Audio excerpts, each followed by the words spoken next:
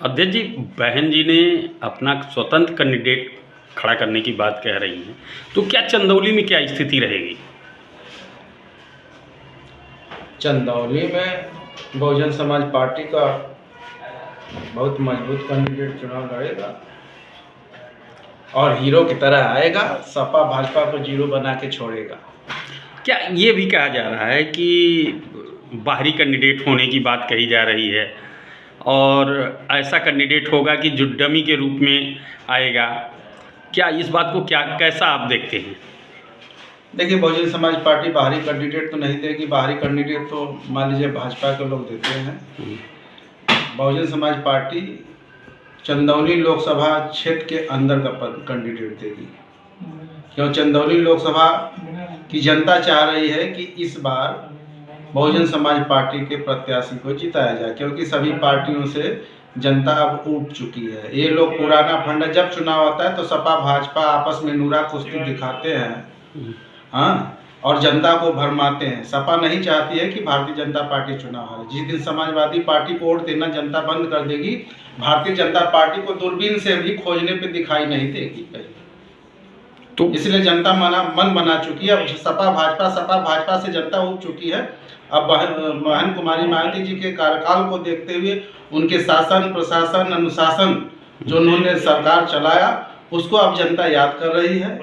और निश्चित ही चंदौली की जनता एक बार पुनः बहुजन समाज पार्टी पे भरोसा जता करके बहुजन समाज पार्टी के प्रत्याशी को चुनाव जिताने का काम करेगी। क्या आप देख रहे हैं कि भाजपा के शीर्ष नेता जो हैं वो दावा कर रहे हैं कि यूपी 80 पार, 80 सीट की 80 सीटों जीतने की बात कर रहे हैं और पूरे देश में 400 के पार की बात कर रहे हैं? तो आप एक तरफ दावा कर रहे हैं कि लोकसभा चंदौली में आपके कैंडिडेट विनर होगा, उनके दावे को कैसे खोखला करती हैं? देखिए, भारतीय जनता जो पार्टी बोल रही है, तो मुझे पुनः ये कहना पड़ रहा है 400 पार, ये जो नारा दे रहे हैं 80 पार, तो ये भारतीय जनता पार्टी को आम जनता से कोई मतलब नहीं है। क्योंकि किसानों को पीट रही है, नौजवानों की नौकरी छीन रही है, जो मांग रहा है नौकरी रोजगार उसको लाठियों से पीट रही है, छात्राओं को हॉस्टल में दौड़ा के मारा जाता है, आम लोगों का जीना दुश्वार किया गया है और छिनैती हत्या बलात्कार आए दिन हो रहा है। इनको चाहे किसान रोए, चाहे नौजवान रोए, चाहे छात्र रोए, चाहे बेरोजगार रोए, यहाँ तक कि सरकारी कर्मचारी भी अब परेशान है। इनको तो पेंशन बढ़ोतरी तक चाहिए, लेकिन सरकारी कर्मचारी रिटायर होगा तो उसको पेंशन नहीं चाहिए। तो ये हर चीज़ छीनने वाली सरकार है और इनको जनता का ज़रूरत इसलिए नहीं है कि ये ईवीएम के भरोसे चुनाव जीतते हैं।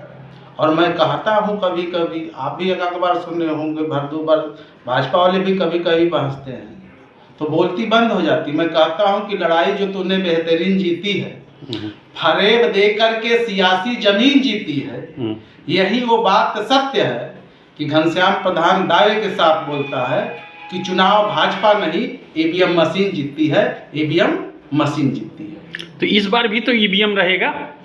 इस बार भी तो ईवीएम रहेगा। अगर 80 के पार कर रहे हैं तो मान लीजिए कि छेड़खानी ईवीएम के भरोसे कर रहे हैं, क्योंकि जनता की इनको आज कल मान लीजिए मुख्यमंत्री जी का कार्यक्रम था, आपको पता होगा कितनी यहाँ जनता जुटी थी। अरे आशा और समूह की महिला, यहाँ तक सफाई कर्मचारी और होमगार्ड को जबरदस्ती बुलाया गया। पीआरडी जवान के भरोसे लोगों को जबरदस्ती बुला के गाँव घूम करके भाड़े के भीड़ यहाँ जुटाए। अगर जब बसपा का यहाँ कार्यक्रम होगा देख लीजिएगा, आप घूम के गाड़ियों में बाइट ले लीजिएगा, बगैर पैसे दिए, बगैर लालच दिए जनता बसपा के साथ इंतजार कर रही है। जब बसपा की कार्यक्रम होगा देख लीजिएगा भीड़ कितना हो रही है। ठीक है।